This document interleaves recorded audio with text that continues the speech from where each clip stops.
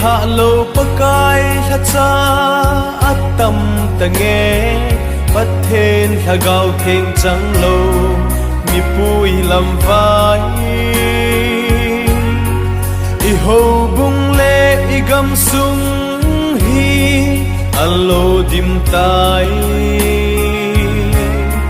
kingai ton ho lam kai na din mun chu hoi zo ana hi kha em azo le tu hil fe min bang kha na te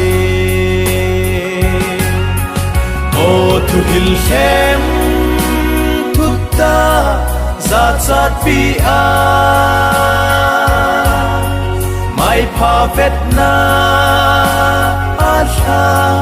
gao na tong a tam ne mi hem pa cha sanga pakai lung thai na zo alo pi zo e o alo pi zo e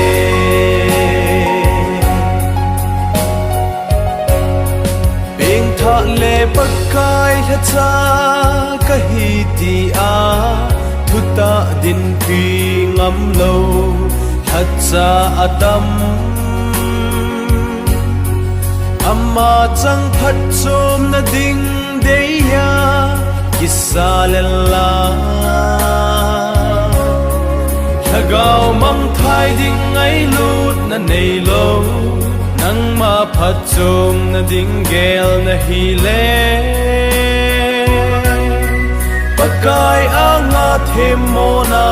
chan te ding a hi o tu hil hem putta zat zat pi a mai pa vet na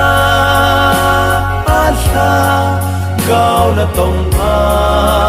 tam ne mi hem pa cha sanga pakai lung thai na zo alo pi zo e alo pi zo e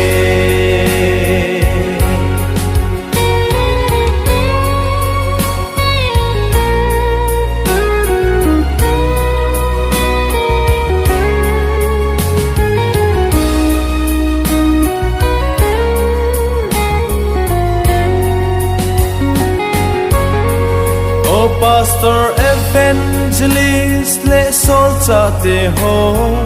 avelin ngai to hite idin munu kipana thu hil hem su hi kha le krista thu pi tan na ma anga chu na din ding a hi ti ki he the min say thêm nan van gam chu na pui lut lo ding o tu hil hem tu ta zat zat pi a mai pa vet na a tha gao na tong a tam ne mi hem pa cha sanga pakai lung thai na zo alo pi zo e